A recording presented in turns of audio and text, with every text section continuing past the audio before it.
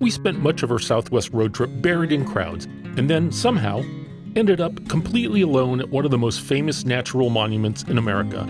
This is how we did it.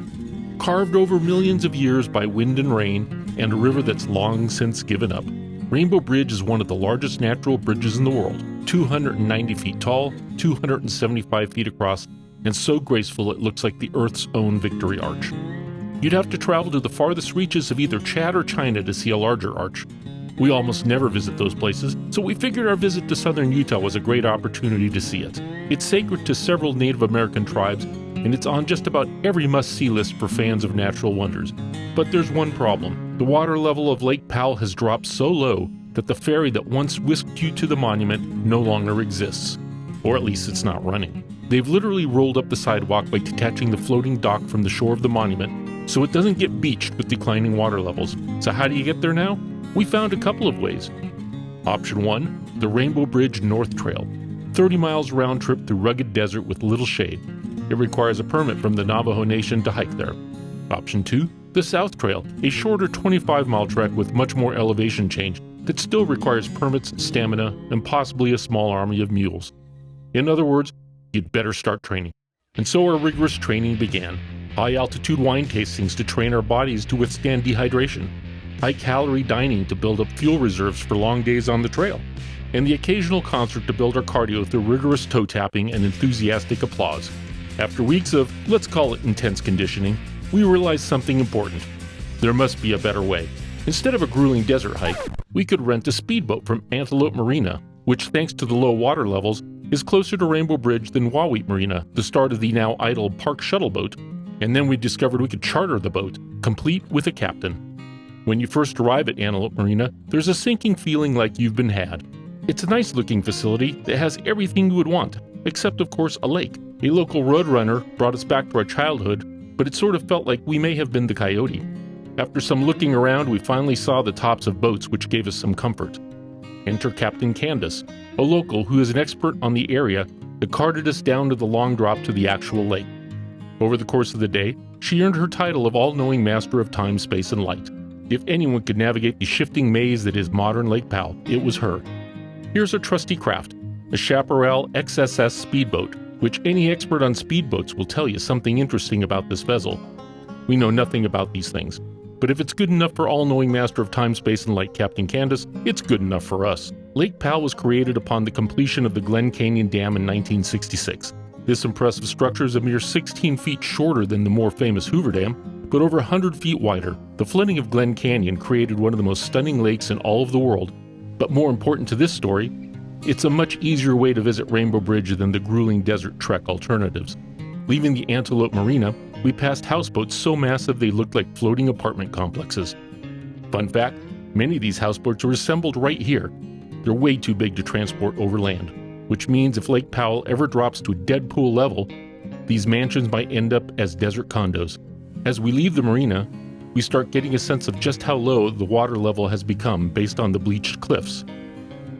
The lake's terrain itself is more than just beautiful. It's a Hollywood favorite stand-in. In Gravity, it was Earth. In John Carter, it was Mars. In The Planet of the Apes, it was an alien planet, then Earth again. Just after we learn, well, we won't spoil it. Navigation in the lake isn't as confusing as we had imagined when we studied the maps. Our captain pointed out there's a series of buoys that counted the miles upstream from the dam. It was like having a floating series of odometers letting us know how far we'd come and how much further we had to go to reach our canyon turnoff. After about 40 miles, we reached the buoy signaling the Rainbow Bridge National Monument. We weaved through the deep sandstone labyrinth in awe of the walls around us, admiring the twists and turns of this part of the lake. This part of the ride was yet another adventure in itself. Finally, we reached the apparently abandoned National Monument. The bathroom facilities were still functioning, however the docks weren't attached to the shore. Captain Candace beached the boat on the soft, silty bank near the dock. She stayed behind to anchor the boat, while we went on ahead to find the bridge. We could tell that this place wasn't getting many visitors anymore when we passed bighorn sheep grazing. They aren't the most sociable animals, so we knew not to expect crowds. We hiked along the trail, seeing remnants of previous docking sites for the park ferry, signs of a more hydrated times. It was incredible being the only ones in this place. And then suddenly, there it was. Rainbow Bridge, nearly 300 feet tall and 275 feet across, carved by water that vanished long before humans ever showed up. It's hard to get your head around how big it is. Using people for size comparisons is difficult since they seem microscopic next to this behemoth. We hiked around to the backside for a view of what we would have seen if we had trekked there. We knew from our research, and a well-placed sign, to avoid walking under the bridge out of respect for the Native Americans who hold this place as sacred. It felt like a scene in a post-apocalyptic movie to visit a wonder of nature without any other visitors around us. Captain Candace caught up with us and pointed out some dinosaur tracks that we would have missed if we didn't have a knowledgeable guide with us. She also pointed out some petroglyphs along the trail, which were remarkably well preserved given that they weren't protected from dimwits who often deface these historic works. We even passed the section known as the Hanging Gardens, the section of the trail fed by spring water from the sandstone cliffs around us. It's easy to take these types of things for granted when surrounded by so much grandeur. After seeing all the sights, we headed back to the boat. We rode past the docks just as private boaters were reaching the area. We were glad to give them the same private experience we had enjoyed. Riding out of the thin canyon, we were still glowing about the almost spiritual experience we had just enjoyed. This trip had exceeded all expectations, and we knew that we still had the incredibly scenic ride back to the marina. We looked at the amazing formation surrounding the lake in a different light. Boating on Lake Powell alone is worth the trip. Seeing a wonder of nature all by ourselves was one of the highlights of our lives. Before we reached the marina, Captain Candace rewarded us with a quick detour into Navajo Canyon to admire modern rock art. She pointed out how people for generations looked at the rock discolorations and tried to figure out what they represented. Think of it as a Rorschach test cast in stone. Our twisted imaginations identified things Captain Candace had never heard before.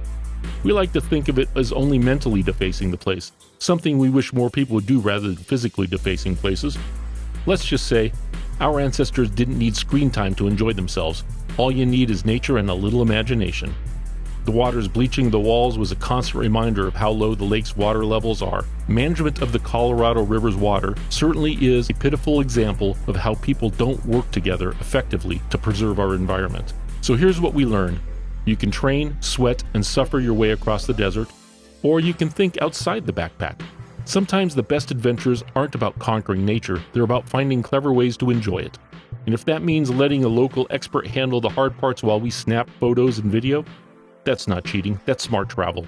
Sure, for a group of 4, this costs about 4 times what the ferry would if it were running. However, it has a much more consistent operating schedule and offers an intimate experience you just can't get when traveling with the crowds. We call it value. Consider the cost difference comparable to taking a cab or Uber versus riding a bus. We love sharing tips we discover on avoiding crowds on our travels. We've already posted a video on dodging the crowds in Sequoia and Kings Canyon National Parks by seeing the sights in the equally beautiful national forest located between the parks. We've also posted a video on visiting the Dry Tortugas National Park in Florida, avoiding the throngs brought over by the ferry boat by flying over in a seaplane. If you haven't seen those, we'll put links to these videos in the description below. Rainbow Bridge, a place so timeless it makes you feel small, humble, and very glad you didn't hike 30 miles to get here. If you've ever braved the hike to the bridge, please leave a comment on how the experience was for you. We'd like to know if it's really tough as it seems. If you like these kinds of videos, please like and subscribe to our channel so more people can find this content. Thanks for watching.